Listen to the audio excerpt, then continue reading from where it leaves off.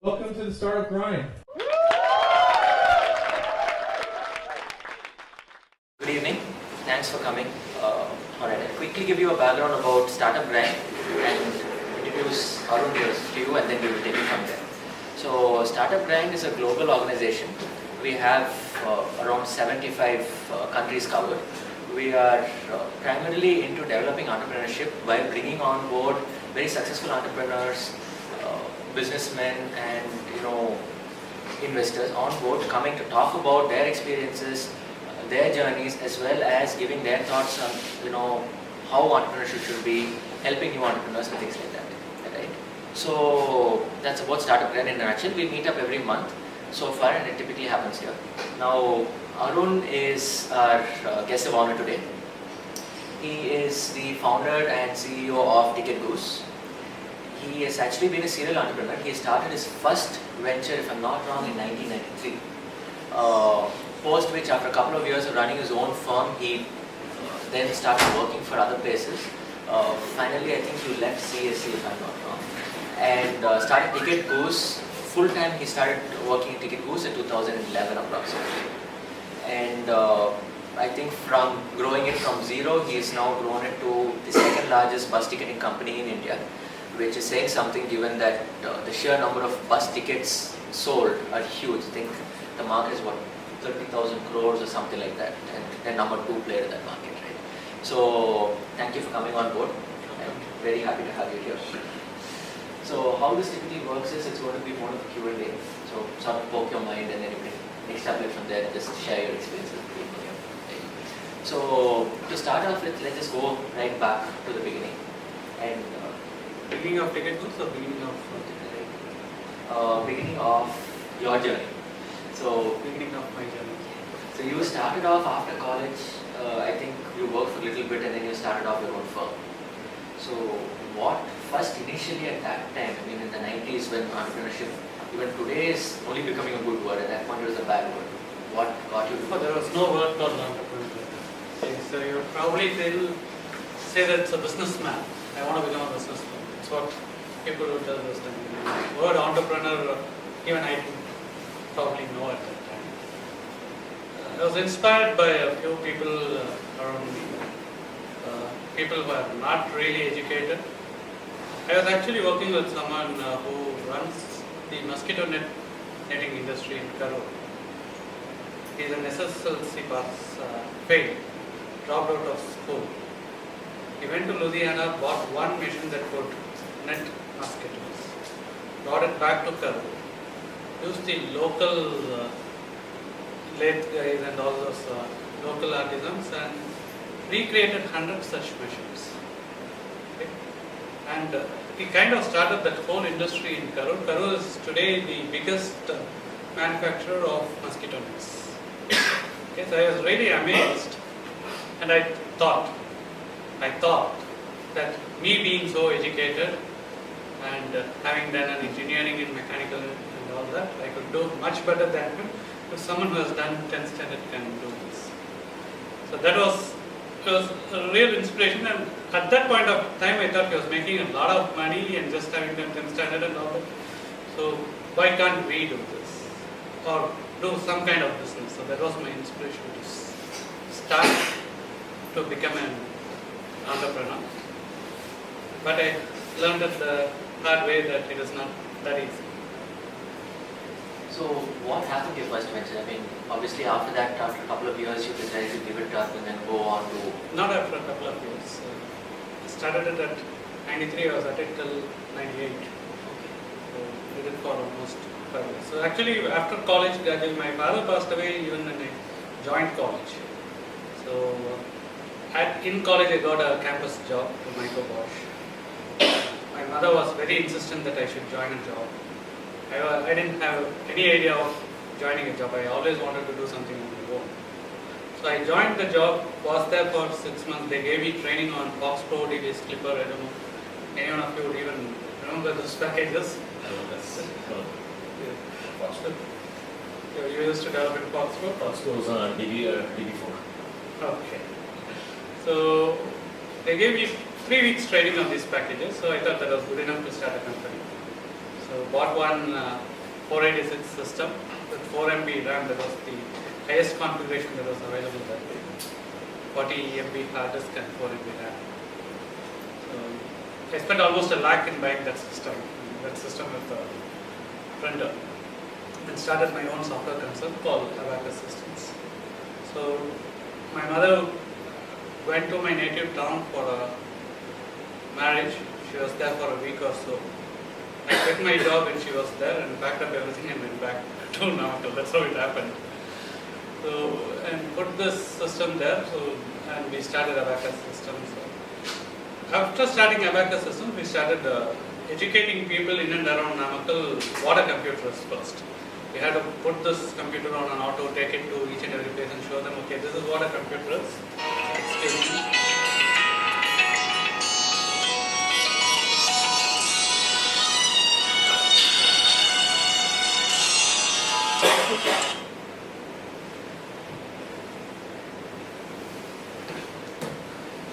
So we used to do that in the mornings, and the nights we'll come back, reassemble that system and start working on it and do coding. So around that time we became kind of known for software in that area, because we are the only ones doing it. So kind of almost all small businesses like spinning mills, bus coding, building industries and all that stuff, we started doing a lot of software. And by that time I thought, okay, I have enough time on my hand, I'll start another venture. So started an engineering fabrication company by the name of Adityan Enterprises. 2 years into it, I started another company called Jaya Garments, where we started manufacturing shirts in the brand of Adams. So after Jaya Garments, it became one too many. So by probably 2-3 years into Jaya Garments, it was pretty tough to handle all the finances. I had a lot of losses, loans, close to around 10 lakhs. In the meantime, I also got married. My daughter was born, and then I became very jittery. With my daughter there, I thought, whether will I really be able to support my family? But what I was doing, 10 lakhs of loan seemed to be a huge amount then to me. So I wound up everything and went back to work with HCL to start with. Just 1 year stint with HCL, then I moved to Covances in the US for almost 3 years. Came back, was with CSE till 2011. So given all that, what pushed you back to take the plunge? No, it's something that pushed me to take a job. That's what I should really say.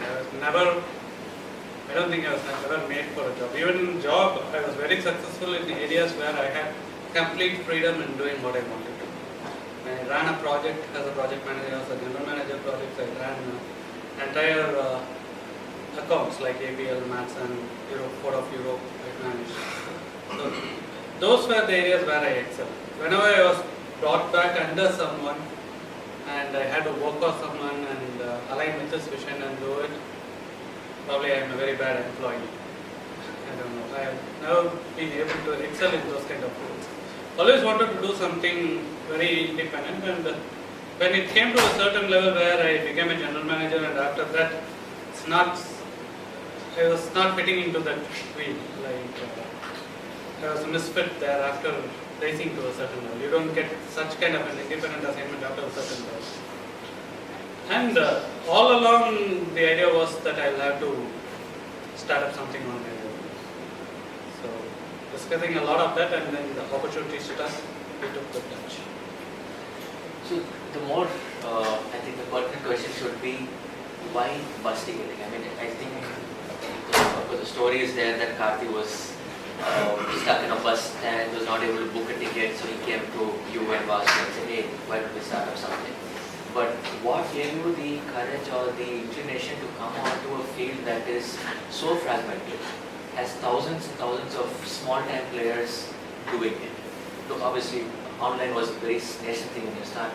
So what gave you the courage to get into the market and today change the face? Foolishness. We never did any market research. We didn't know it was so fragmented.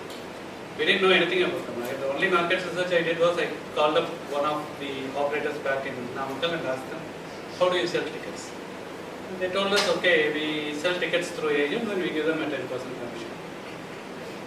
So that's all the market research we did. And we just looked around and saw that there are so many buses going around, there are so many tickets getting booked, why don't we do it?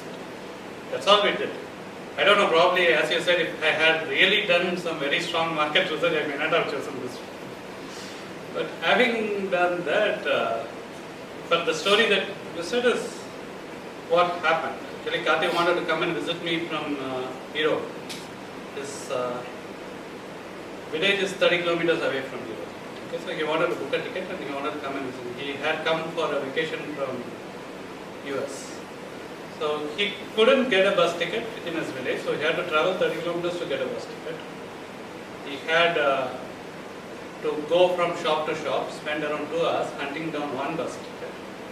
And just before boarding the bus, he calls me up and tells me, Arun, if only there is something like Expedia in the US for bus tickets, I would not have wasted one precious day of my 2-week vacation, right? So when you are in the US and you are coming back after so long a time, and this 2-3 weeks means a lot to you. And he said that, and out of frustration I went to sleep. And that's when I realized probably, yes, this is why not? Why can't we create something that could probably bring bus tickets online? And I did all the market research I told you, called up one operator and decided that this is where we want to go. So how did you actually start up? Because, okay, putting up the website and all that is one part of it, that's the back end. How did you actually convince these bus guys to come up and say, I'll give you the ticket, you do it online, give me a commission, doing all that? Okay, for the first few months, okay, we went around trumpeting to all these strong bus operators saying that we are your future. We are going to bring you online. We are going to take you to the next level. We did all this, we never got anyone signing up. It's probably 4-5 operators who gave us 3 or 4 tickets, 3 or 4 seats. That was because we went through some contacts and the operators couldn't say no to those contacts. And we were really frustrated. See, we are showing them something that has not been done before. Though my competitor Red Bus was started a year before us, we never knew that Red Bus existed for almost 8-9 months. And that again goes to show how much of research we did. Okay. So, and these guys are not signing. So then I was just very frustrated, and I don't know whom I was venting this to, but I was venting this to him, saying that, see, I am showing him this, all this hi-fi things, and these guys are not even signing up. But then that guy told me, why are you telling all that to the operator? All he needs is to sell tickets, right? So that got me thinking, and we went back and pitched to the operators, don't worry who we are. We are going to sell your tickets, treat us like any other agents, give us a call. So what I learned from that is, don't try to disrupt the existing model. Go, there's no fire anymore. Hopefully not. Go with the existing model, try to go along the stream, make sure that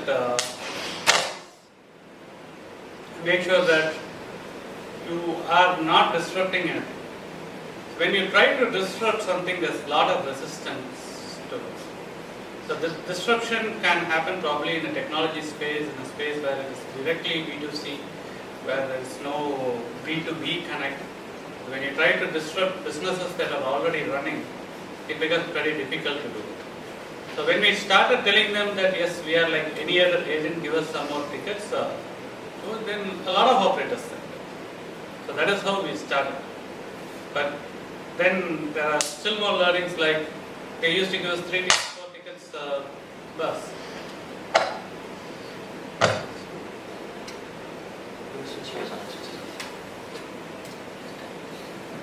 Am I audible? Yeah. I don't think we need it.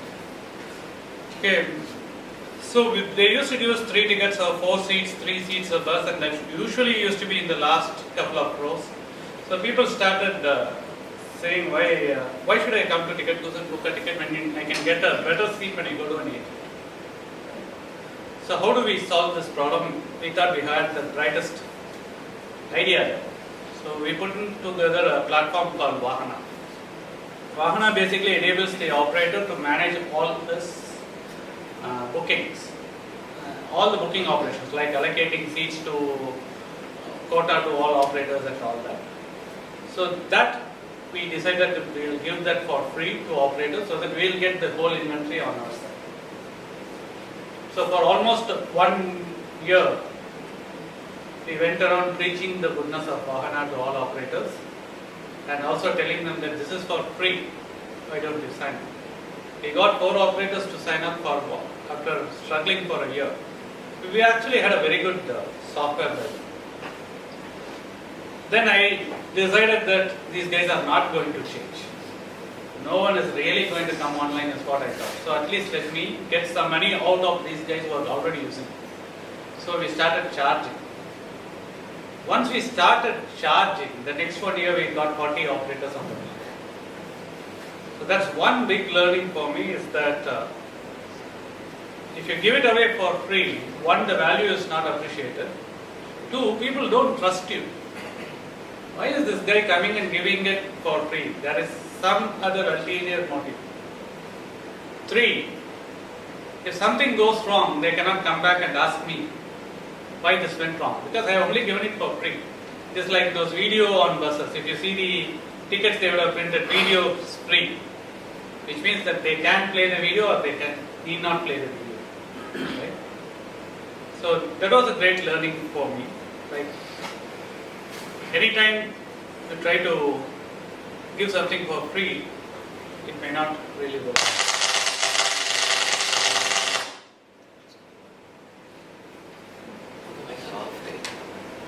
Someone else is trying to talk it.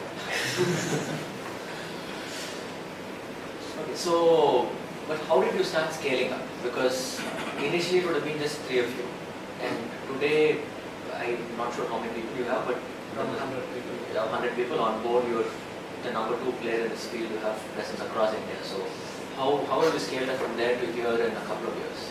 Okay, one thing I want to discount right away is the number 2 player tag is just a tag. Okay, so the gap between the number 1 player and us is huge. They are at least 8 times bigger than us today.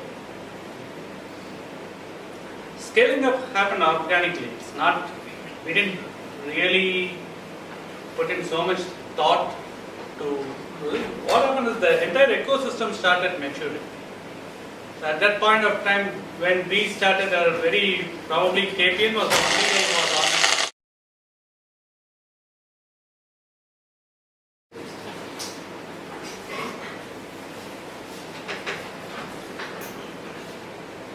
So Sriram knows most of the story, so I'll probably continue. So it was like when we started, we thought, okay, this is an all India business. That we were clear right from the beginning.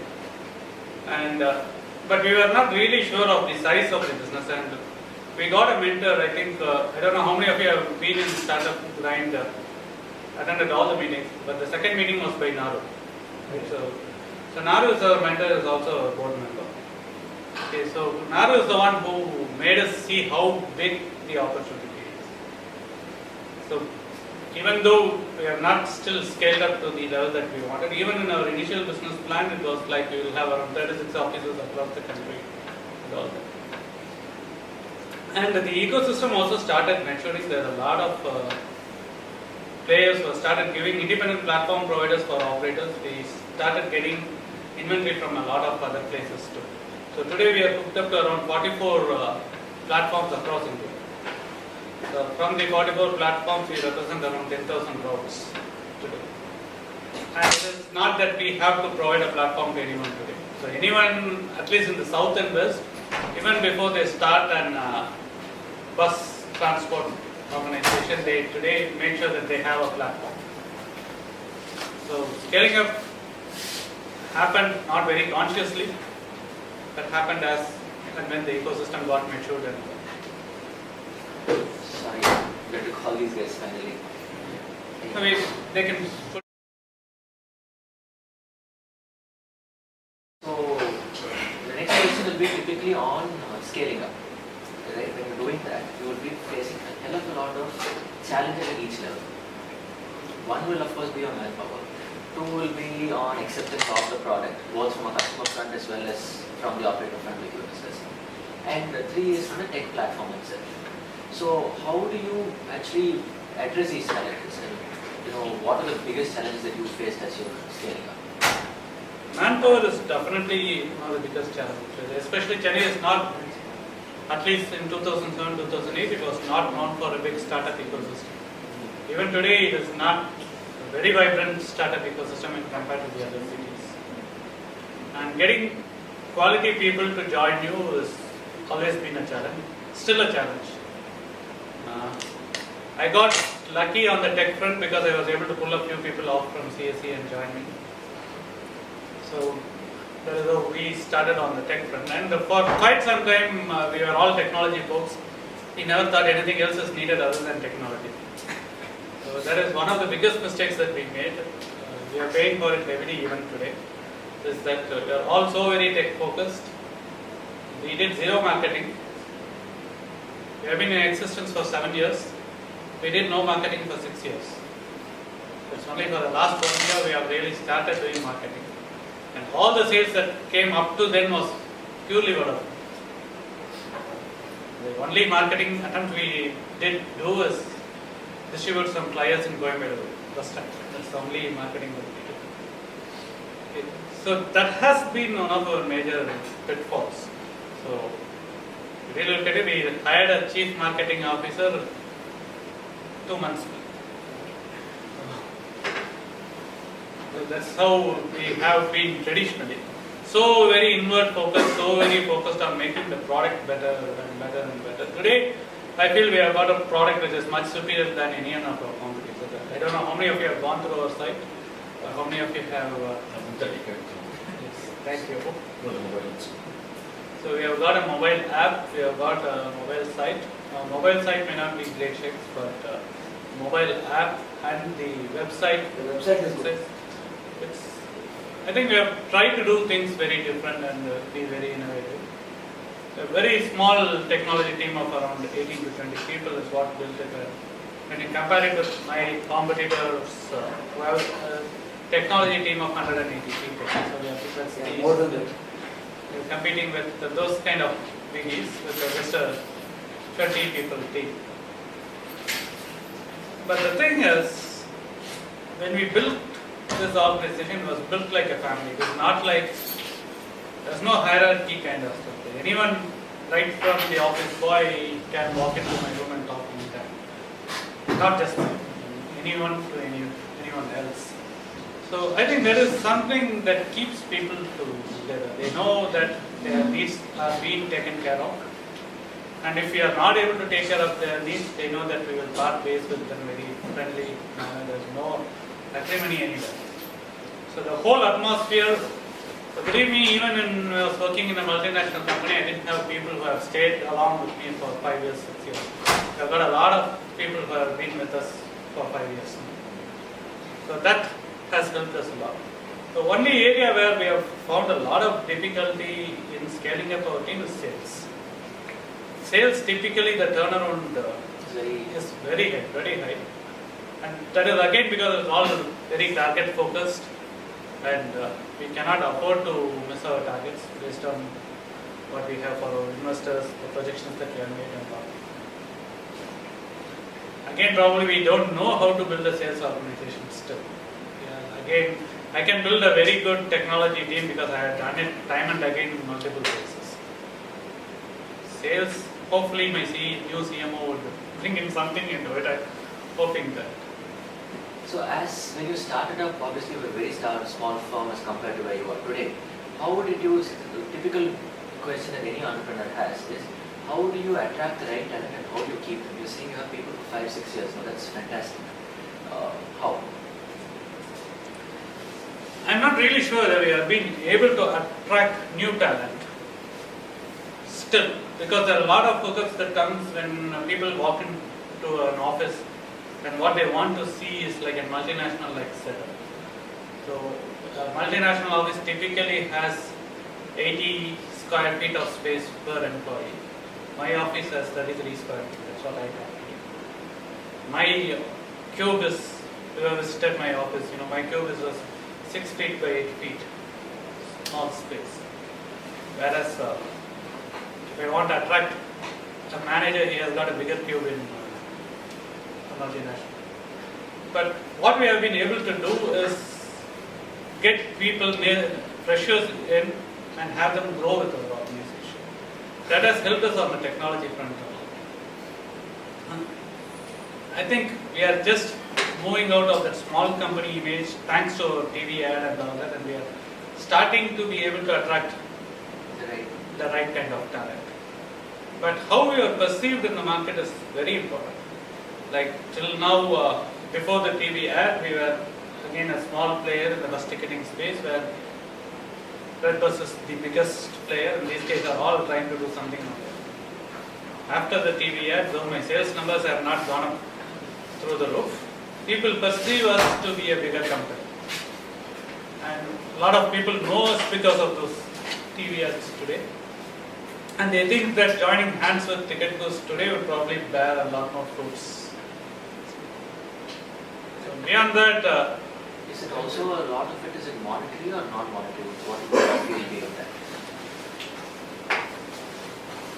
a lot of guys who have stayed with us for 5 years is definitely not monetary. It's been the family-like feel that we have been able to cultivate. But for the newer talent that we are bringing in, thanks to the funds we raised, it is monetary too. Okay. Probably in another 2 years, it won't be just monetary after they have joined us and been with us for some time. Now, in your field or in any field, what is your thoughts on innovation, how important it is? Because that will be one of the key differentiators between you and anybody else, right? So, what is your thoughts on that? No, there's no second thoughts on innovation, right? So you are there because you are innovating, otherwise you are not there.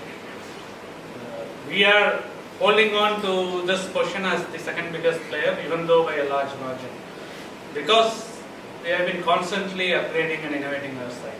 So the kind of attention that we put into small details, innovation does not really mean reinventing anything. Okay, so there's a lot of confusion about this, that between innovation and invention. Probably that is something that I always say is any small thing, like today when my customer support picks up the phone and how she addresses, if I am able to innovate there, if I am able to give them the right kind of response in a more innovative way, if I am able to tell them, okay, near your boarding point there's a restaurant, sir, you can have food there before you board the bus, right? So that's an innovation which others don't do. I am able to supply travel insurance. I am trying to see, it is not something that is new. Travel insurance has been there for so long.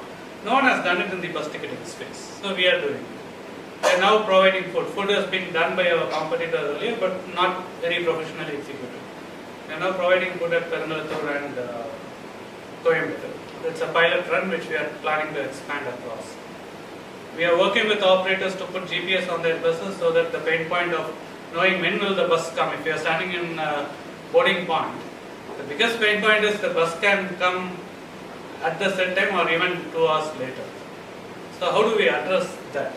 GPS is not a new technology. We are putting in the GPS and trying to see how we can. So I think that's very, very important that you keep innovating and keep addressing customer pain points. Innovation for innovation's sake, there's no point in doing it if it does not address some of the pain points of the customer. And how important is having a good team? Because, okay, presumably the first set of companies that you started did not have the same set of partners. And you started off with Vasu and Karthi, then you started TicketGoose. So how important is it having the right set of partners, and what would you look for, what do you think a right partner would have? See, you cannot underestimate the importance of a good team. Without a team, you are not there. So even though I have been talking on behalf of myself, it's because Vasu ran the company for the first 3 years when I was only participating part-time. I was only looking at the technology division. Vasu was our COO and co-founder. He really ran the company and built the company to a stage where I could really be very confident that I can quit my job and come and join TicketGoose. And Karthi, for that matter, he takes care of our PR today. And last 1 month alone, we were mentioned 49 times on press. February alone. That's the skill that I definitely don't have. Probably press people who talk to me don't want to come back and talk to me again.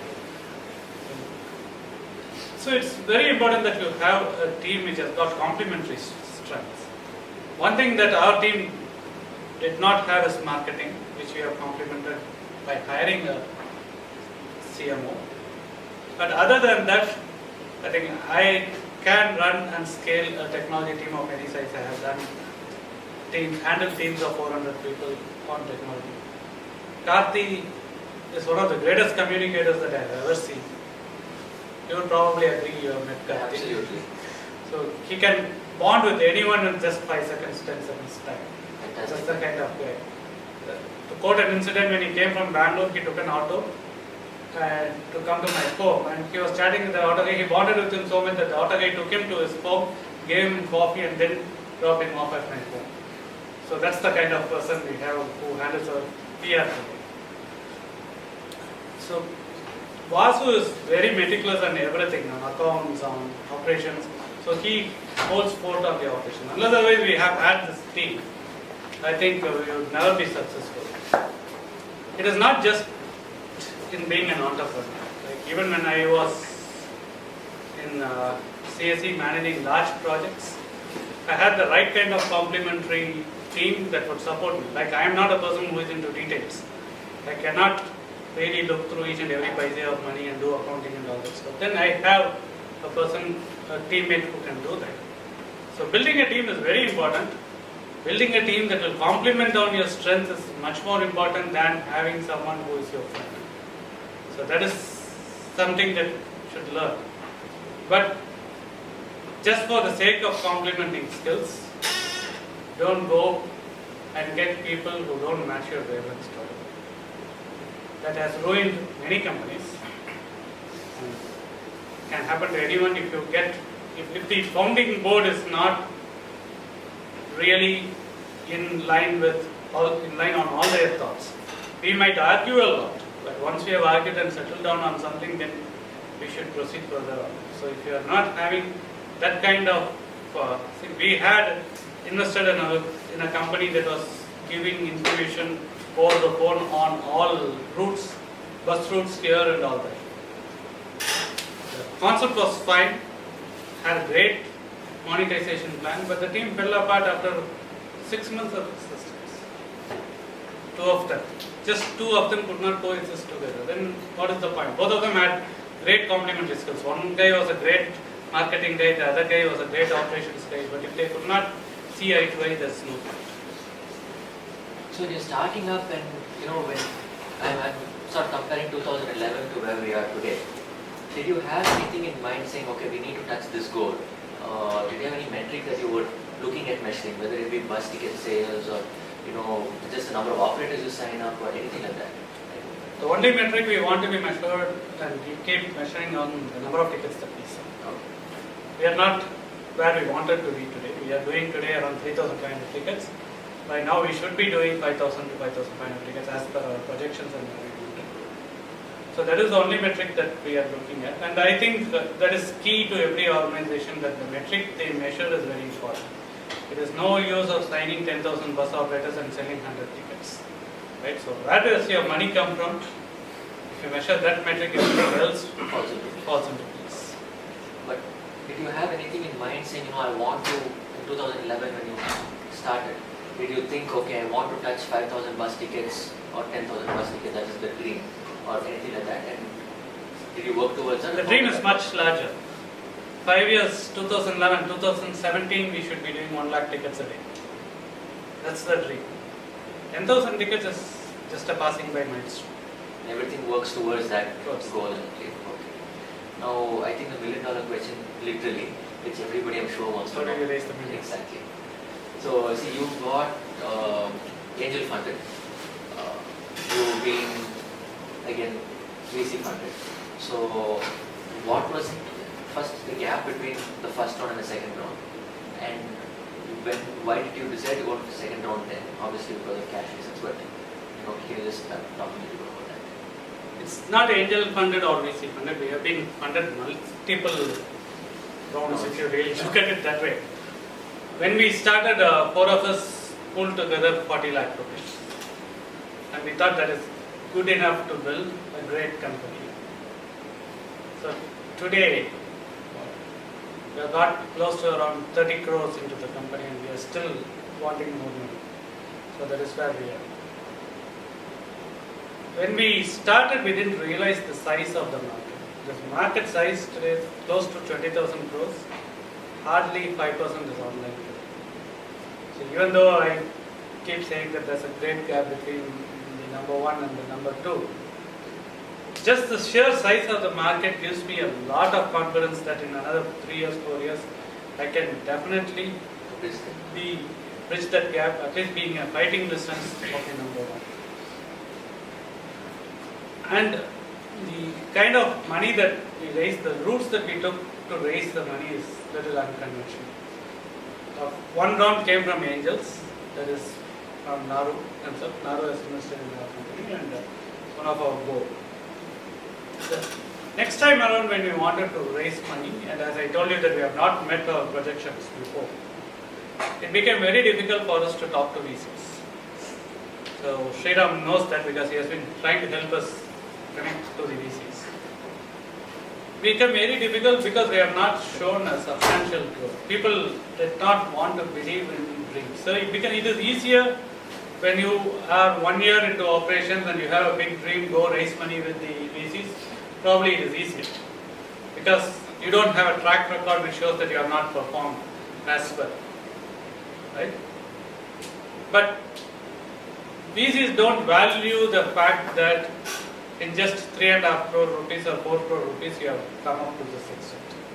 They only see, okay, your biggest competitor has been able to raise money multiple times, he has reached there, you are still here. So we took a very unconventional route, like, I don't know whether it is very unconventional, I don't know whether someone else has done it before. We went to the US, Karthi has been in the US for almost 15 years, I have been there for 3-4 years. We had a lot of contacts there.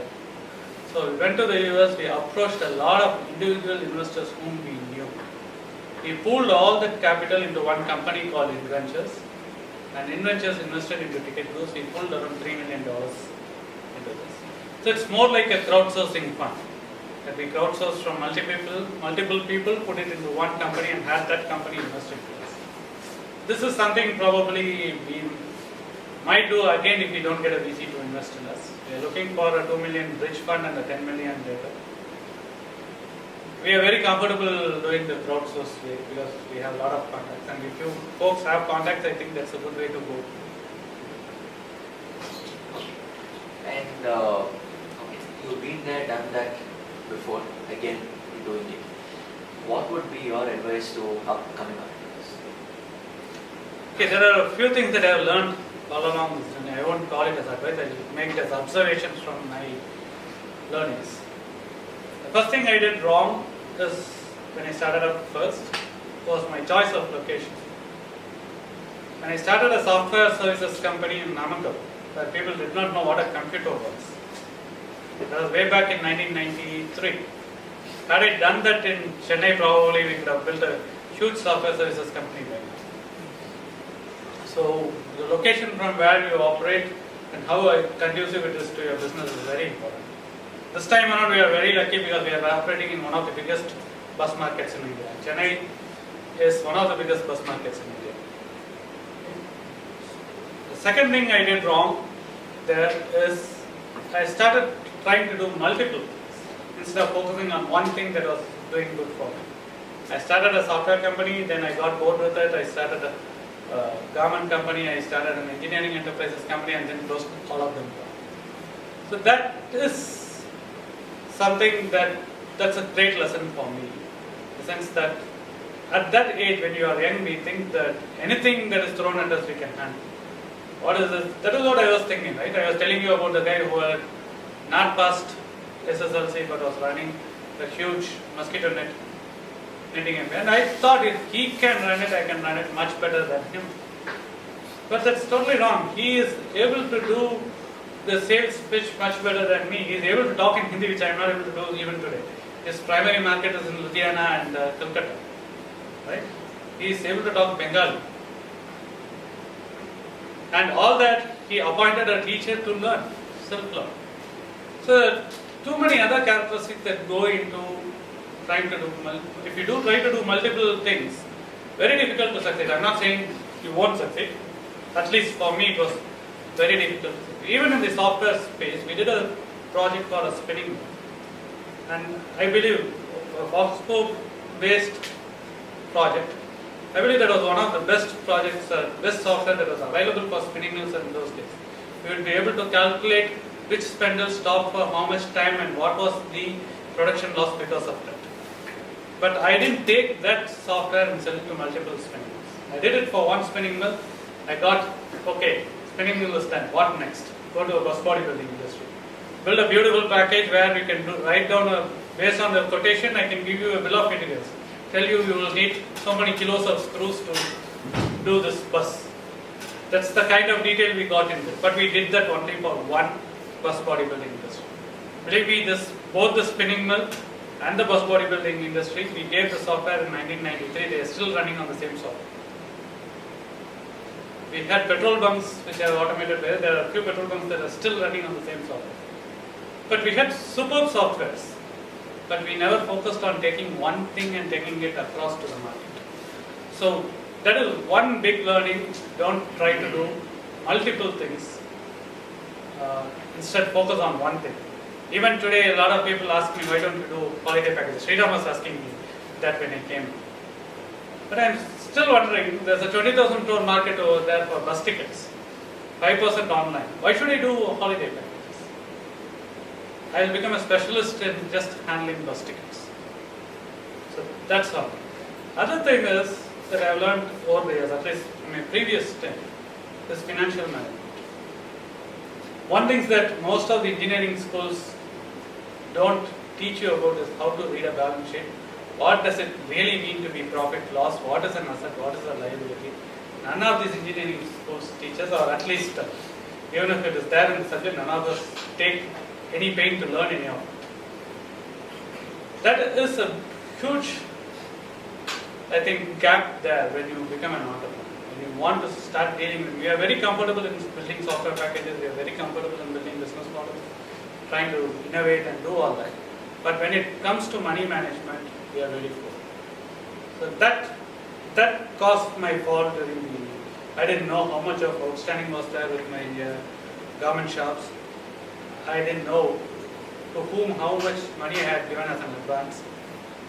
I think I lost quite a bit of money like that, which is something very, very essential for any entrepreneur. So if you don't have the skills, at least find a partner like I have. Vasu does that for me today, so he meticulously counts each and every penny, so I am okay to do this. So that is very important. Like if you mismanage, however successful your idea is, however great market traction you have, one day or the other you will fall. I have only one last question. Do you have any business icon that you idolize or look up to? A very cliched response would be Steve Jobs. But I wouldn't say I'm looking up to Steve Jobs. I like the way that he has brought in things that are, when we were talking about innovation, I was telling you it is not about inventing things. So I don't think Steve Jobs invented too many things.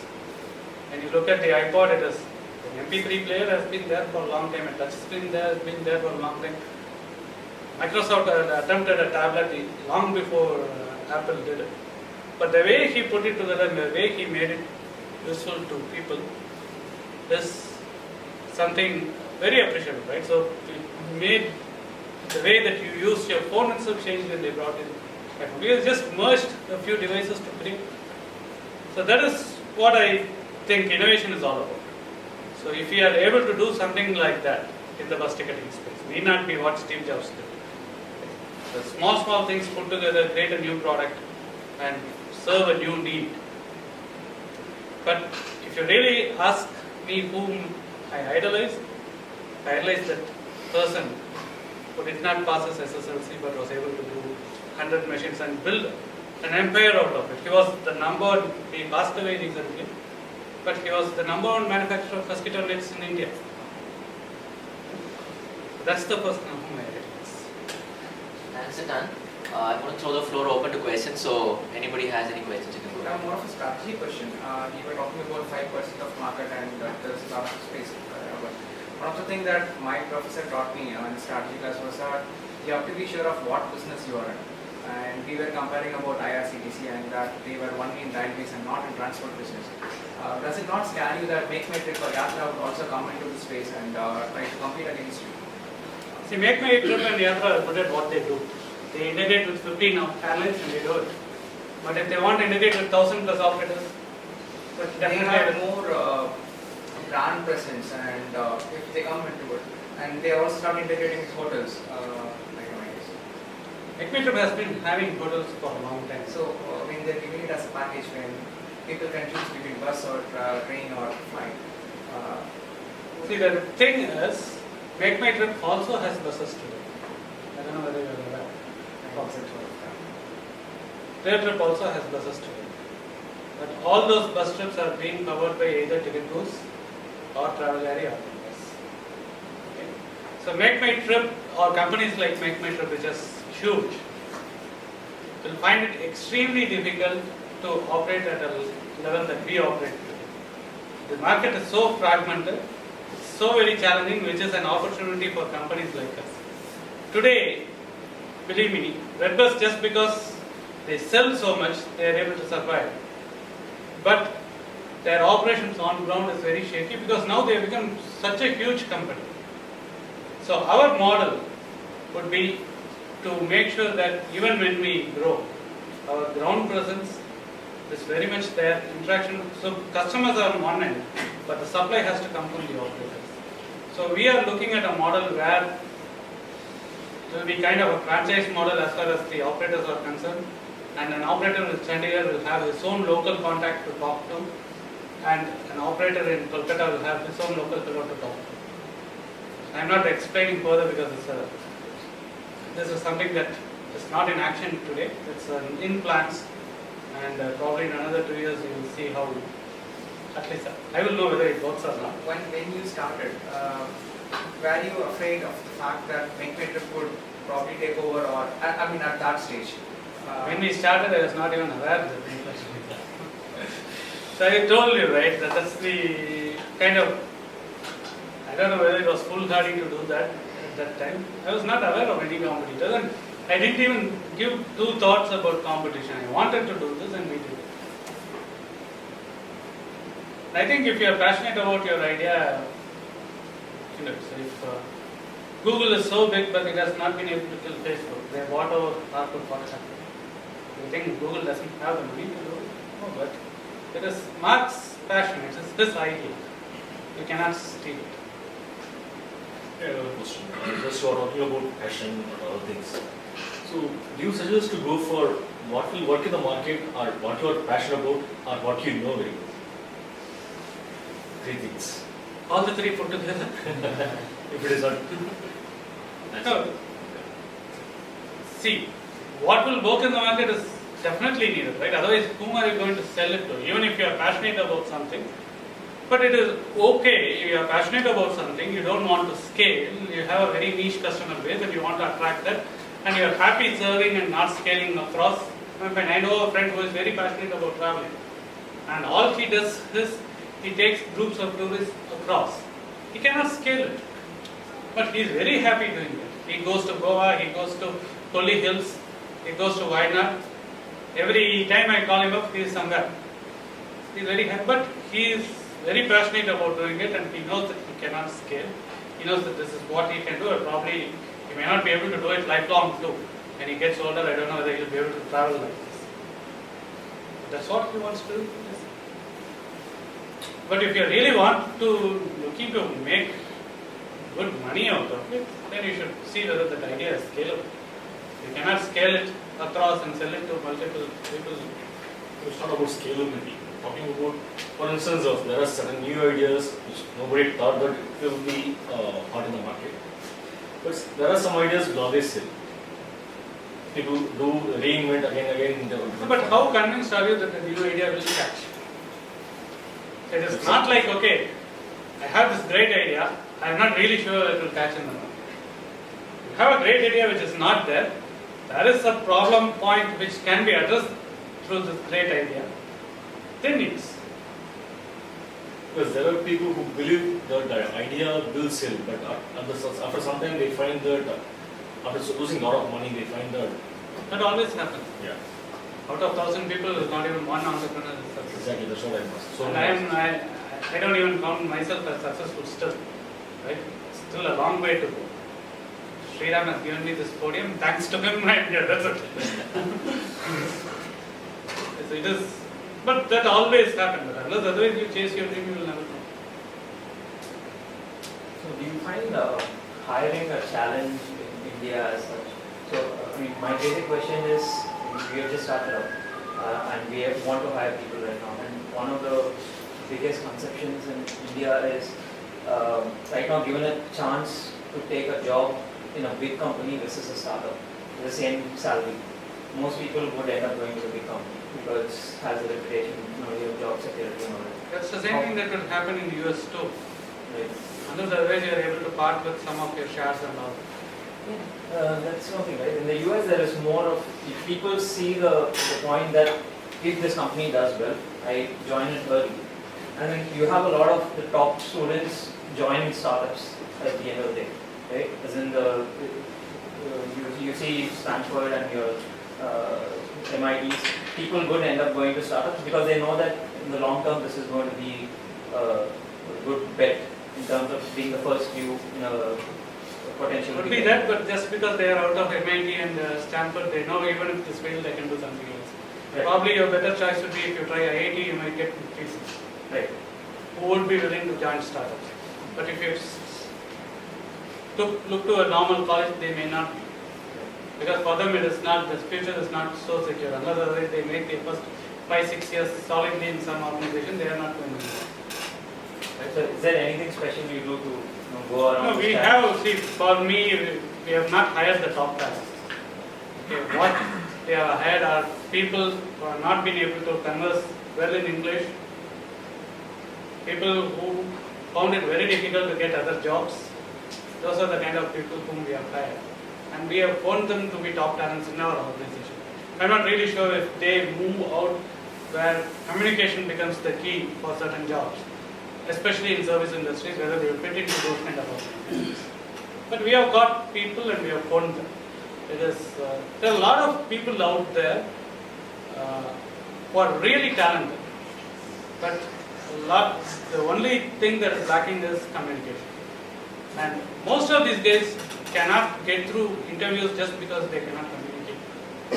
So if you are able to identify those kind of things, but still you may not get top-notch talent. I have not been able to. We got a product manager whom we offered a lot more, a salary that is higher than mine. Till the last day he confirmed, and the last day he said, sorry, I'm not trying. So I still run without a product manager. But I would say things are changing now. Okay, so like when, especially in startups, like you should know like what kind of talent that you want. Okay, so if you have high expectations, at the same time, from the candidate perspective, you will also have the high expectations. So, okay, you just drop on your list like what is the candidate you are looking for. Like is he really passionate about joining startups? So obviously things are changing now. Any other questions? Looking back, what would be 2 or 3 things which you would have done differently? Marketing is one. When we started 2007, there was no one in the play. So for our kind of business, most of the money we spend is on Google. So there's a joke that you collect all your money from the VC and send it off directly to Google. So that is what is happening in online business mostly. So it all depends on the cost that you pay per click. So when we started, we believe the cost was around 3 rupees in 2007 per click for keywords like bus tickets, online bus tickets and all that. Today it is close to 25 rupees.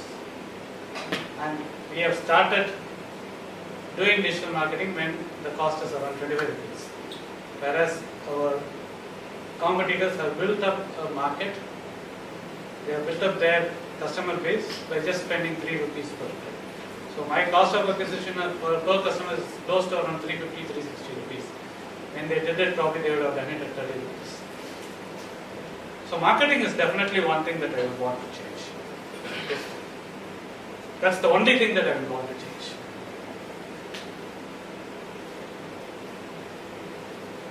Do you believe in outsourcing model or retaining model? For our technology. Technology. It depends. See, but I'm not in a. See, earlier when I started Ticket Plus, I thought I have to hold everything together because I am a technologist. I have done a lot of things. I have architected system, design system. So it is in my blood to see, okay, system. But of late, I've been asking this question: what is the business you are in? I am in a business of selling bus tickets. I'm not in the business of doing software services. Right? So, with that thought, we are today ahead of all our mobile development to a separate company. We have outsourced it. And that has been working pretty well for us. And I'm thinking, other than holding on to the core, we start outsourcing everything else. Because that gives me a lot more time to think about what I need to do more with the product, what I need to do with more with marketing, instead of trying to find out if this guy designs what will I do. So now that becomes the headache of my outsourced method. But it is definitely costs a little bit more than what it would be in-house. But having an in-house team, after some time, it becomes a pain like you need to get involved in too many things.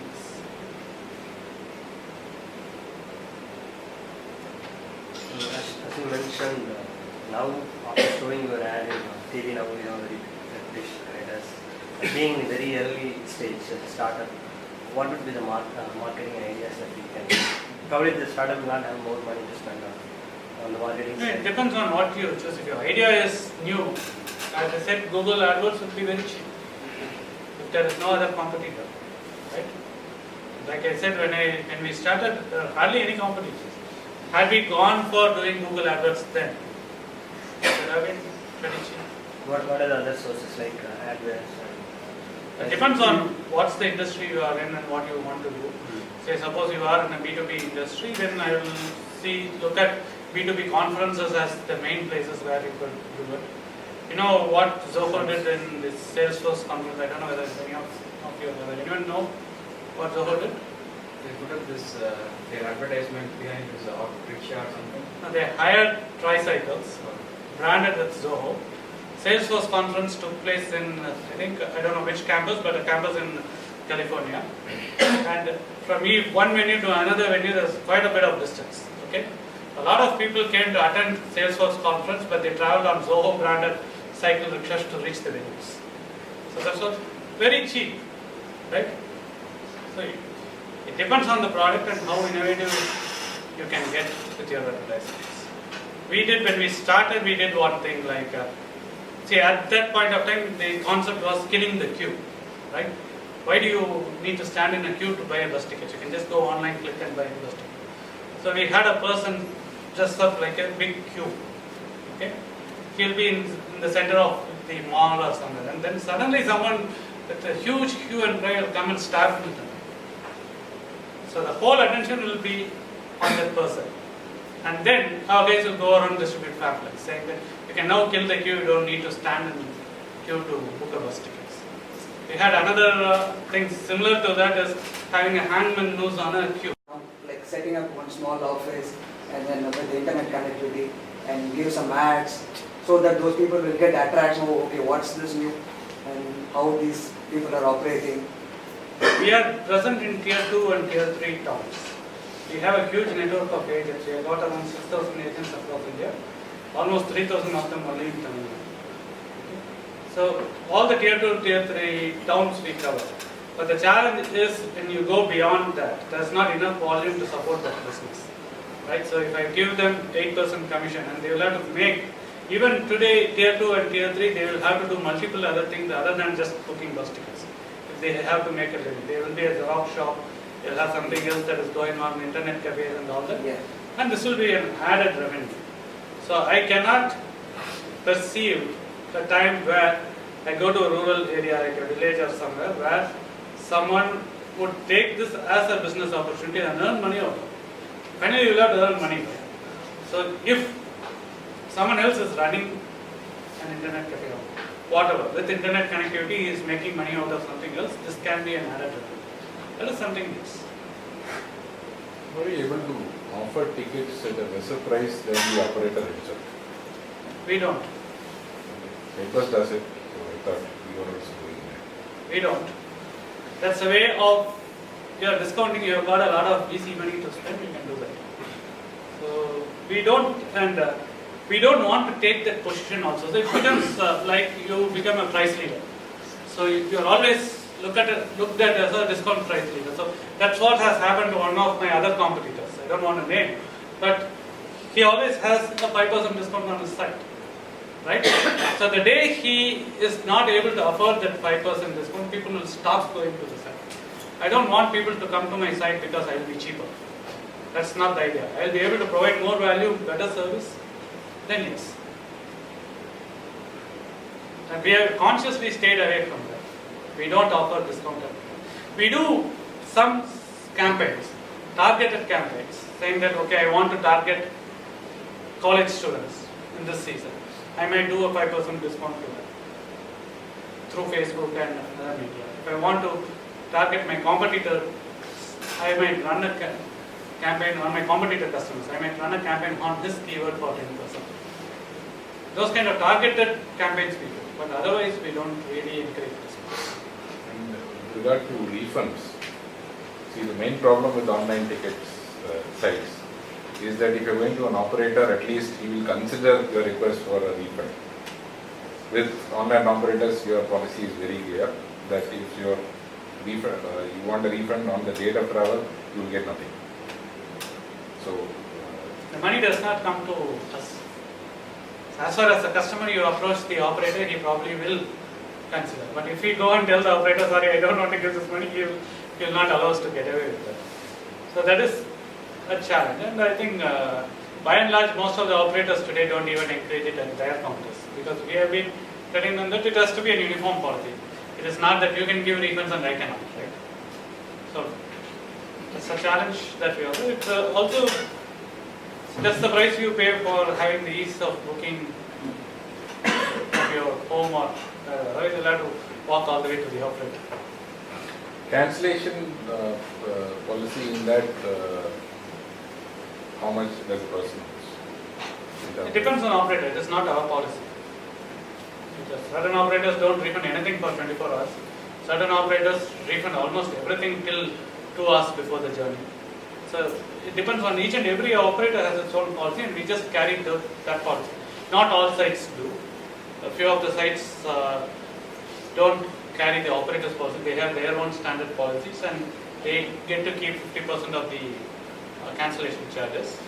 So hence they are motivated to enforce more cancellation charges on the customer.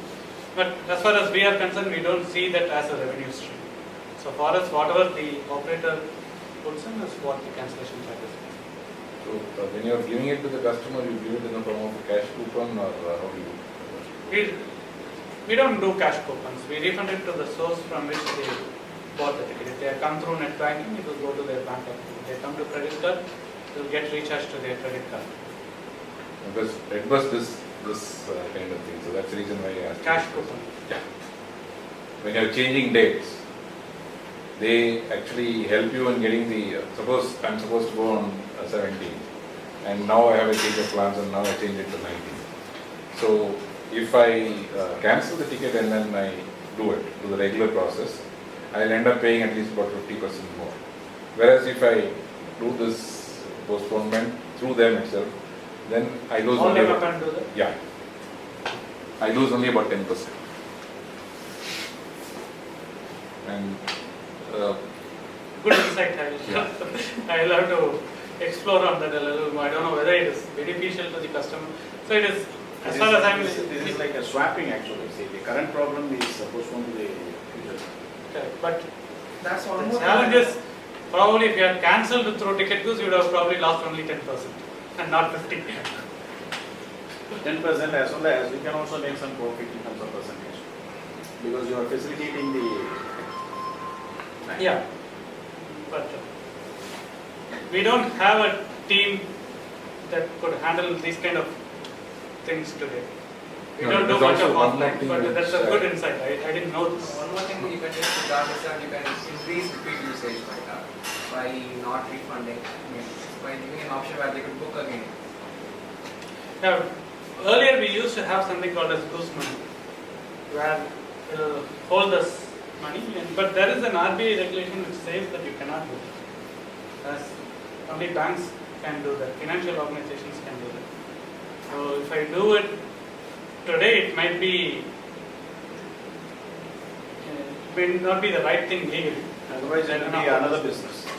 Otherwise, it will be another business. I Correct. think Go Ahead and something. Because like that, non-banking financial. I'm not sure. They used to do that, they don't do it anymore. Even SpiceJet used to do that. No, Go Ahead I think it did like 3 months back. Okay. Now, SpiceJet used to do that, they stopped doing that because they had all these issues. There are certain issues around regulation, so we didn't even go there. We used to have this goose money, primarily not because of we wanted the customers to come in, but because in those days, the 2008, 2009, refund was a big hassle. We are not able to do it to the credit card, it will take 3 months for them to reach. So we thought we'll at least hold back the money like this. Oh, one more question with respect to the article which was in Economic and Industry about venture being shut down. And you have been through multiple ventures here, so were you able to shut it down legally or you have kept it dormant? No, all those things that I had done before are proprietorship.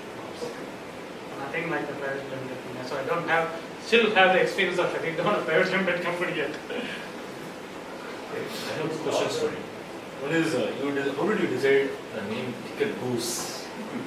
That's one thing. And another thing is, in your business, you don't have control over the operators, and you don't have control over the customers. So how do you manage your quality and brand? The first one, Ticket Goose, when we started, we thought we will do bus tickets to start with, but later we could probably do a lot of other things, like anything that needed a booking, like movie tickets or even restaurant tables we can do. That's what we thought when we started. So we wanted the name to be generic. Hence it was named generic, didn't have connotation to us. So if you come to White Goose, a lot of people mix goose with duck. Goose is not duck. So I keep educating this to everywhere I go. Okay. So we wanted to connect with our customers. Our customers are mostly people who have migrated from different places to cities and other places. Like myself, I am a native of Namakkal. Even last week I traveled by bus to Namakkal to attend a marriage. So, and mostly the students who have migrated out of their hometowns, people who have migrated in terms of jobs, looking for them. So we are looking at this migratory behavior. So looking at animals and birds that would migrate a lot. We narrow down on salmon, fish, and goose. Salmon, I think a lot of you would know, they go migrate back to their birthplace to lay their eggs. They even go upstream. But ticket salmon somehow didn't sound nice. So it sounded more like a sandwich. So we thought a ticket goose sounded ring to us, and that's how we. But after that, we have had so many thoughts whether we will have to rebrand ourselves, but then we stuck on, okay, we will be called Ticket Goose. Well, a lot of people would mistake goose for a duck. I had an agent from Madurai write to me saying, ticket vaathu owner avargalukku. That's one instance which really made me think should I rebrand. Do you have a process on I think as Greg said, he has been trying to ask it for a long time. So when you started, like, you was a market leader, right? So you know all the differentiations that you're going to bring it so that you compete with the market. There should be some differentiation, right? No, see, the differentiations evolve over a period of time. Whatever is a differentiator today may not be a differentiator tomorrow. Right? So just by bringing bus tickets online was a differentiator. Right? There's nothing available online. You'll have to walk to an agent to get a bus ticket. But there was a competitor, right? We didn't know. Sorry, I didn't know. There was one guy called IndiaBusTicketsOnline.com who was 2 years before RedBus. Do anyone of you know? It was started by, I forgot his name, but he was the technical head of IRCTC. He resigned and started this site. He's still in Chennai. He is running a software services company now. So I didn't, but that's the competitor I came to know first. Because when we walked into Coimbatore, there was a huge billboard saying India Bus Tickets Online. After deciding that we will do all this, and a week later we walked into Coimbatore, we find a huge billboard saying IndiaBusTicketsOnline.com. So we were not really very focused on saying, okay, this is the differentiator I will build to differentiate from a competition, because as far as we are concerned, we were the only players. No more question. He asked something in the second branding, question. about branding and quality. You don't have control over your operator, and you don't have control over your customer. And in case of many cases, operator may operate the bus later and or give a false timing to you. This used to happen a lot when we started. Right? At that time, we commanded no respect to the operator. We written as an agent. That's it. Okay, today we are the largest agent, so we have a lot more muscle power today.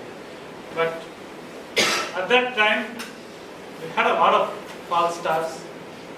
A lot of times our tickets will be double booked by the operator and our customer will be left behind. All these things happen. But right from the first day, we made a very conscious decision that refunding is the last option.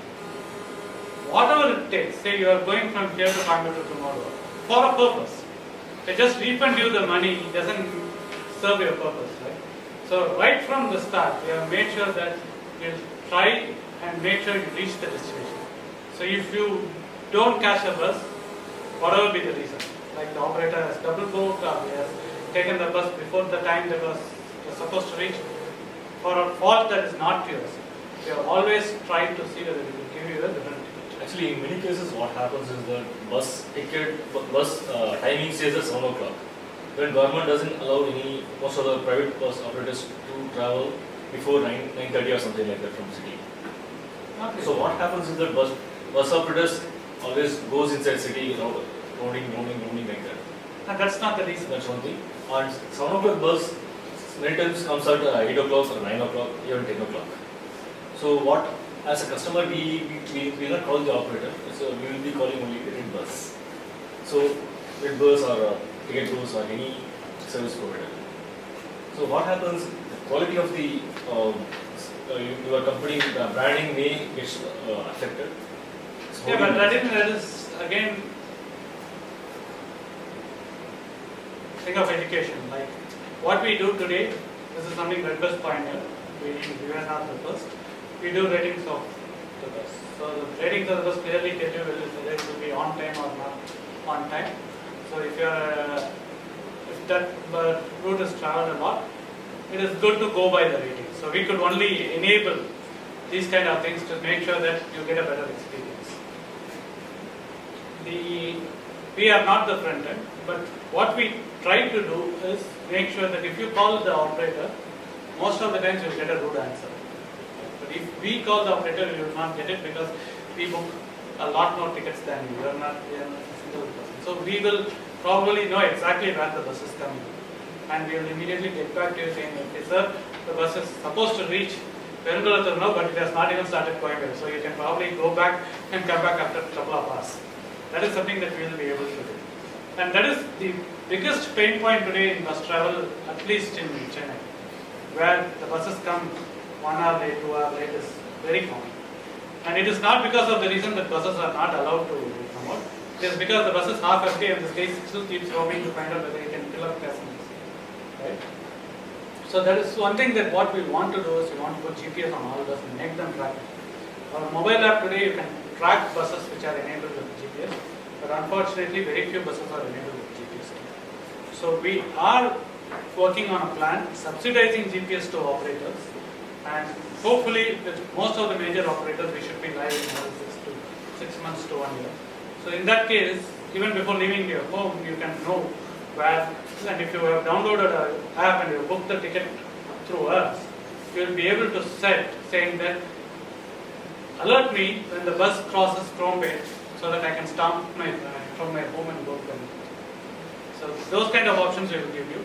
And our next version of our app will also say, okay, if someone is going to come and pick you up, it will say, okay, alert me when the bus comes to say Chengalpet, so that I can wake up, go and pick my customer. So there will be a missed call alert that will come to you once you, it's like a GPS based alarm. So these are the things that we can do to improve the quality. But something that is very operator specific, certain operators are very amenable. We give them all the feedback that we get from customers and we tell them, okay, this is what has happened. It is not the operator fault. The driver could do a lot of things in between, right? And they try to get that. But a few operators we can't do much. So there are a few operators. A lot of people book through certain operators who definitely don't care a damn about the service. Right? I don't really understand why, but those operators run full all the time. Can you map those operators in some way from your end, not from customer end?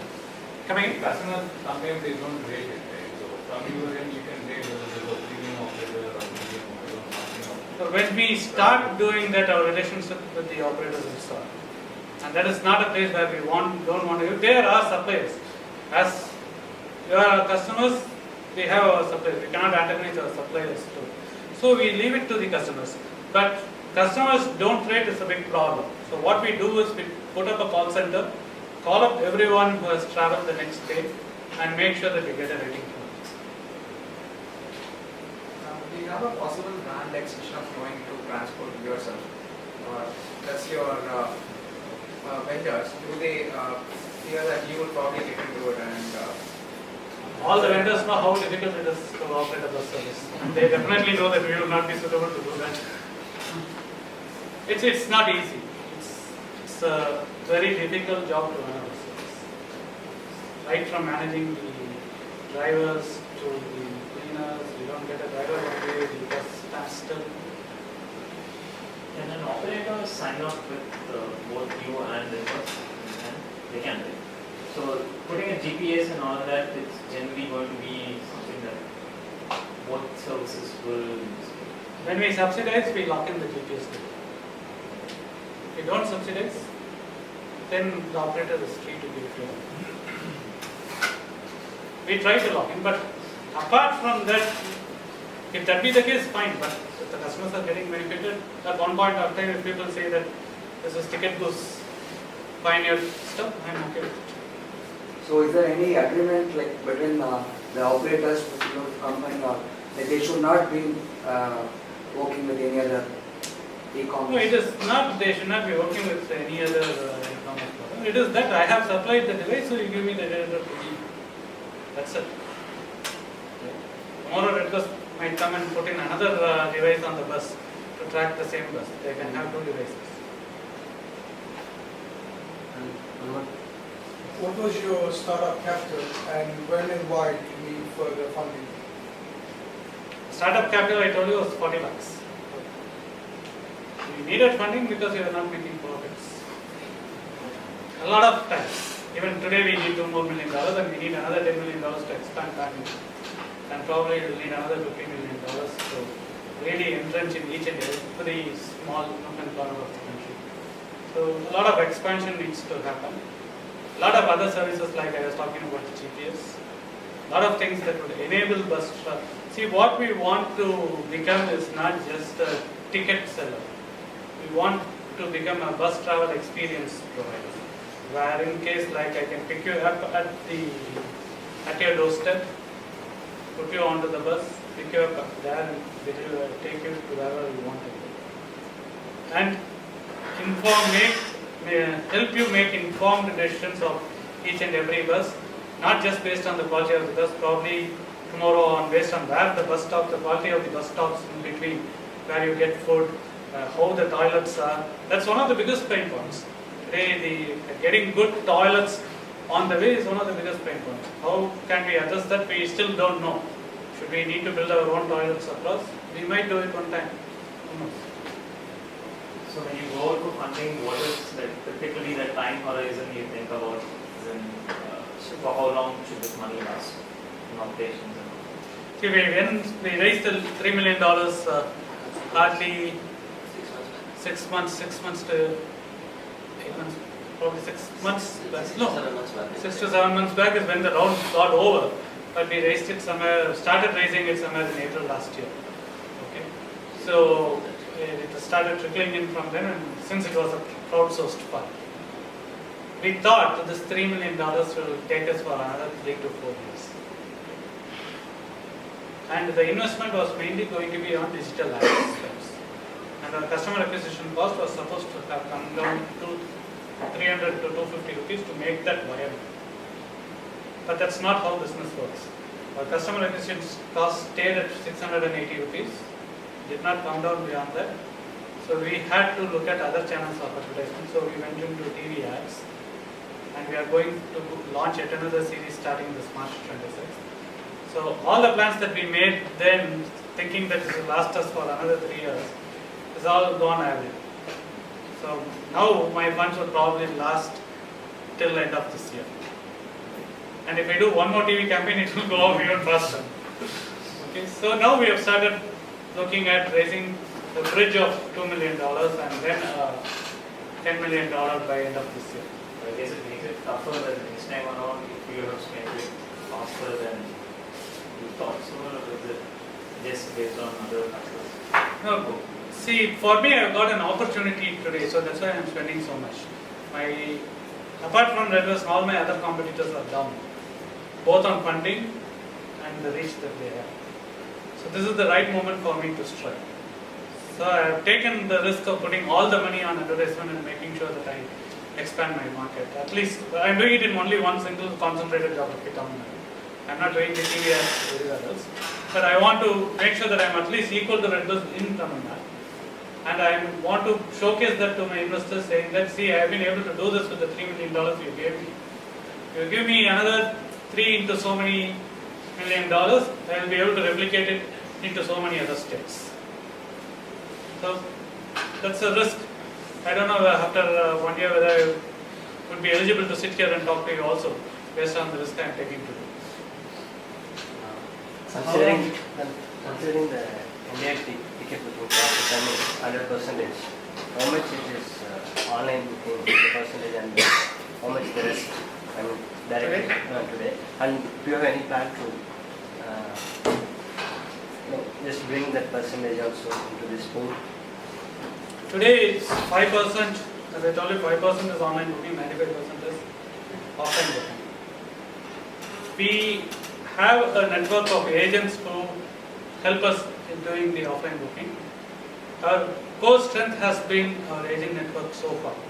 Even today, almost 65% of our bookings comes from agents, 35 comes from that. We want to reverse that. We want to make 25% from agents and 75% should come from online. That is something that we want to do and expand on. But we are not looking to expand that whole pie. I am not looking at going and making people who are booking offline come online. That's a huge task in itself. So I am letting the market leader do it. So he can do all that while I can slowly try and see how I convert his people to mine. So that is my challenge now. If I grow up and if I saturate this segment where I will not be able to get more online users, then I will have to start looking at expanding the market. Why I am putting that question is now the next thing, big thing would be mobile payment. Today we are paying through credit cards. Likely the adoption of mobile payment is coming. Every company has just started working towards that. So I'm just wondering whether you have any plan. Mobile is, definitely yes. We already have our mobile apps both in Android and iOS platforms. Our Windows platform will be launched in a month's time. And our second version of the mobile app will contain all the features that I talked about that should come in another 3 months, where you will get a wake-up call and all that stuff. Payments has been a pain on the mobile for quite some time. It still remains to be a pain. Unless otherwise you have one of these wallet cards like MobiKwik or other things, it is still a pain. I don't know when the RBI regulations will ease and when you could start using payments easily on mobile. But whenever it comes, we are already ready for it. And one more suggestion. The experience what I faced with ticket booking. Normally, you go online and already book a stay. So the next it goes to the payment gateway, where I ended up doing some mistake. Probably it will end up, I may not be successful. But when I go and try one more time, that blocked. That means that is not there where I really prefer to choose. But how it handle the The challenge why it is not, we are not able to handle it is when you have blocked the seat and you go to the payment gateway, we give a call to the operator and tell him block the seat. We don't have a way to unblock the seat. The seat is blocked for 5 minutes or 10 minutes as per the operator policy. But I noticed that one of the travels, they have some option in the same session. If you are a travels, yes. Oh, okay. Right? See, we have to work according to the operator policy. But if you are a travels, you can do whatever you want. You are not constrained by the third party. So how long were you able to survive with this initial 40 lakh rupees? Initial 40 lakh rupees we were able to survive for 1.5 years. We didn't do much, but we just put up the site and we just sat there and thought everyone will come and book tickets, which never happened. How long did it take to sell the first ticket? It took us almost 10 days to sell the first ticket, but it took us 3 months to sell a ticket to a person whom we did not know. For the first 3 months, we started selling a lot of tickets, but it will be like I could directly say, okay, he is my friend, or Karthi can say he is my friend, or Vasu can say he is my friend. So it took us almost 3 months for the first person to come in and book a ticket whom we did not know.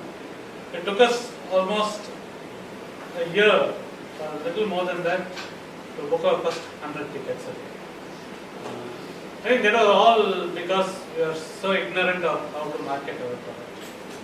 I remember the day that we booked 100 tickets. I was in Coimbatore having dinner with my cousin in a hotel. I ordered sweets for everyone in the hotel.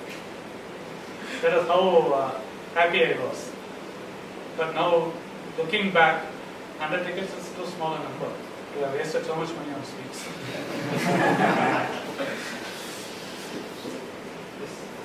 What was your biggest expense when you started up? Then we started up. Our biggest expense was salaries for the tech team. That's it. For the technology team. And I realized that since that was the only expenses, why we have not grown so much. How big was your technology? 6 people. We gave 5,000 rupees salary. What is architecture or technology? Today it's fully a Java stack running on Linux. Nginx is our web server. We used to be on JBoss. We have migrated from JBoss. We have migrated to Tomcat. Totally on Tomcat with Nginx being a web server. Nginx is a great web server to have because it handles a lot more threads and loads. It handles very easily than Tomcat directly. And on the Java application stack side, we have been traditionally on JDBC struts, but we are now moving towards Hibernate Spring struts. Hibernate has a lot of performance related problems. They can't handle the query and other things. This will be ancestral. Not really. See, it depends on what you want to. Hibernate has a way where you can put in your own queries, tune queries, or you can do the mapping. So there are transaction-oriented stuff.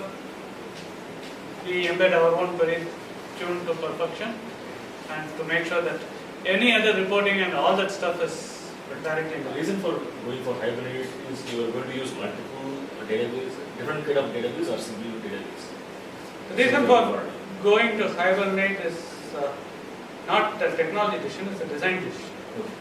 Basically to separate out the DB layer from the application. And what is the security of this one? So a lot of cash transactions being guided. So there should be some security mechanism to monitor somebody is not hacking and taking the phone. See, cash transactions don't happen on our side. They happen on the payment gateway.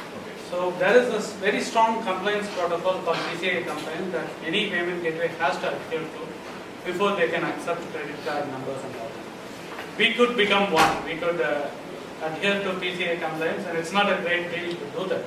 But the challenge is you'll have to keep paying PCI every year to renew that, which we didn't want to do. So it's how secure your transaction is. as secure as it can be on an online payment system in India. For example, now you have two type of clients. One is like agents and the other user, online users. How you retain them? For example, now you have 100 users now. And what is the level of getting new users and the existing users going up? Retention on the online front has been a challenge. We retain up to around 40% of the new users who come in, and from that 40%, quarter on quarter, we lose say 5%, 10% of our users. So that is how it has been. Why? Because the space has become very competitive. We've got a lot of people poaching customers based on discounts and other. So we are very focused on making sure that we don't attract discount type of customers mostly. So retention has always been a problem. We are planning to introduce a customer loyalty program, but I'm not really sure how much impact it will have, because our margins are too very thin. See, we operate on a 10% margin from the operator, into which I will have to bundle in my service tax and my payment gateway charges. 3,000 goes off strict. So we operate on a 7% margin. So within that 7% margin, how much I can build in into a customer loyalty program is still a question. So what we want to really do is, even as part of loyalty program, we want to give a better service. Suppose you are a very regular booker, I want to be able to give you a personal contact within ticket news, so that we can just call up, say Ganesh, and say Ganesh, I need a ticket today, you should get this. So I want to differentiate on service, not on cost, or not on giving you rewards and stuff. Because all those things, long term, I don't think we can sustain with this kind of a margin. On the agent front, there are 2 or 3 types of agents. Agents who primarily earn their livelihood by selling bus tickets. Agents who have multiple other things to sell, where bus ticket is only an add-on revenue. So agents who primarily earn their revenue through bus tickets, the only thing they are interested is in this higher commission. So anyone who gives 1% more, they will switch over. So we do retain those kind of agents, but more based on service. We are not very successful in retaining those kind of agents. But agents for whom the add-on revenues is just an add-on revenue for them, service is more important than just that 1% hike. But that doesn't mean much for an agent who just books 2-3 tickets a day. So those kind of agents are stuck with us. They don't move anywhere because the kind of service we provide, no one else in the market provides, including the customer service. So we are one, I don't know if any other portal has it. We are the only portal I think who has 24/7 customer support. So, and the customer support is empowered to make decisions on behalf of the customer, even if financial decisions. Like say you missed the bus because there was no fault of yours, the bus got cancelled, or the operator did something, he missed you, he went away. Our customer support is today empowered to book a bus ticket on some other bus, which could be a much higher class. You may have booked a non-AC, I could give you an AC sleeper. They are empowered to do that. They are empowered to arrange for a taxi to the destination if it is such a very high important reason. I have had one person who missed the bus to Hyderabad. He has his flight to catch the next day. He had come here to the US Embassy to collect his visa or something. He had a flight to catch next day. So our customer support went ahead and made a flight booking for them so that they reached Hyderabad. So that is where we want to differentiate. It is not like they need to call 10 different people to get an approval to do something. I don't think any other customer support would even think of it. So that is the way they are trained, to think from the customer's shoes. One question regarding related to technology from what is the database you have? MySQL. MySQL. Now we move to cloud. We are on AWS. Okay. So we have been on cloud for quite long. We were on NetMagic. We just moved to AWS 2-3 months back.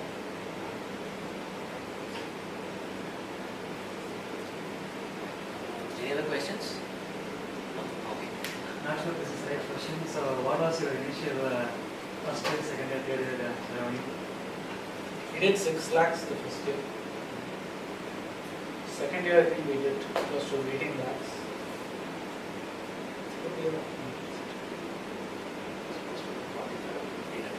45 to 50 lakhs. So it's like you are able to survive for 1.5 years. So then, but you got funding only last year, right? No, we had, I told you, we had multiple lots of funding from friends and family. So we had close to 3.5, 4 crores till 2 years back, after which serious funding came. So we had $3 million as one, this is the first time we raised.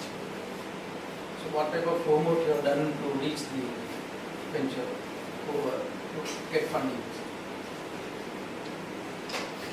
The only homework I need to do is show more tickets. The venture fund will come is my assumption. Because today, apart from Red Bus, there's no clear second. Though we are second, we have got people who are training us by a narrow margin.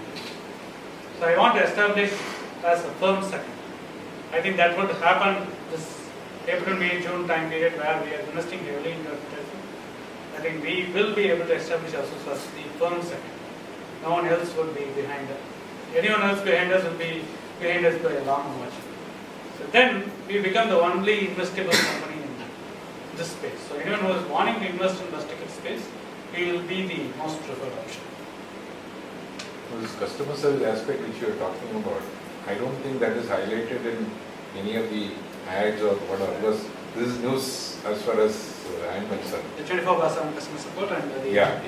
See, the ad Because is primarily being the biggest operator, you go to him, you are satisfied with them, then you don't know the other person, so you are not gone to the other person. Because that can be a very big differentiator as far as you are concerned, based Correct. on what you had said. But if I put an ad saying that we have got, No, I don't want you to put an ad. What I would suggest is a customer sending a feedback, saying that this is what has happened. that is something that we have been lacking, the testimonials. So we have a lot of testimonials that have come through. But as usual, we have been a little lazy in finding a place to put them there, finding the right place to. This is all things that get missed out when you don't have a product manager in place who is only looking at the site and saying what needs to be done, where it needs to be tweaked and all that.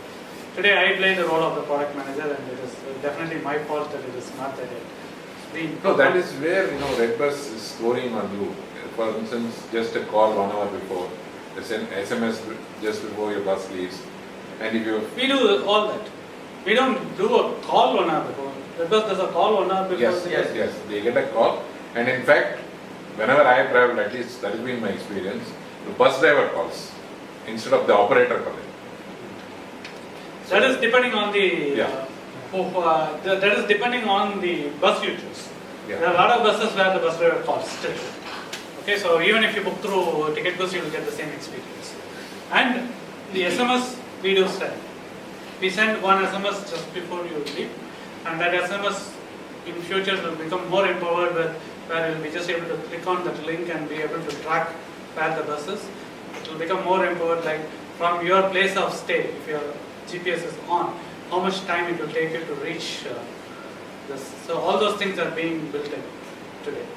And we send an SMS and an email after your travel asking for your feedback. The call goes after you reach your destination. A day after your travel, a call will come to you asking for your feedback. These are all the stuff that we do today, but we don't definitely call before your travel. Because that helps a lot. Yeah, but why would that help them? No, if you are with a good rated operator also, suppose his bus is late by half an hour or 1 hour. When that call comes, because you got that information from the operator, as far as I am concerned, I am hoping that 10 o'clock my bus will come.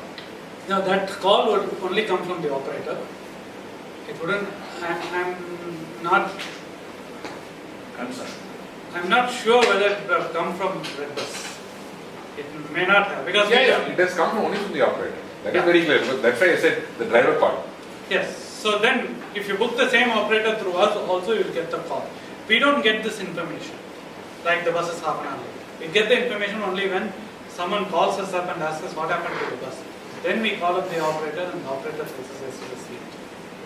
And Okay. half an hour late is kind of an accepted later. No, I'm talking of established operators being 1 hour late on a standard practice. Yes, yes. Very few operators are on time. And had Karthi used to travel by one operator, I don't want to name. He travels regularly by that operator and he knows that he'll be 1 hour late or 1.5 hours late, but still he's panicky that suppose on that day he goes late, what happens if the bus comes early? And one day he goes to this operator's terminal in India and asks him, will the bus come? Why does the bus not come? He was actually half an hour early for the bus and he was still standing there, and half an hour later he goes and asks, he says, sir, you are a regular customer. You know the bus will come 1 hour later. Why did it come? So by now you should have got used to it. Yeah. So the tendency of operators to really think on those lines, like being customer friendly, is very less, because that is not the school from which they came. They came from a period where demand was so high and supply was so less that you can do whatever you want. So, thanks a ton, and thank you so much, Arun, for taking the time out and sharing so many things with us. It's been Hopefully it most was informative. useful and informative. It was. I think everybody really enjoyed it. So, thanks a ton. Can we give him a big round?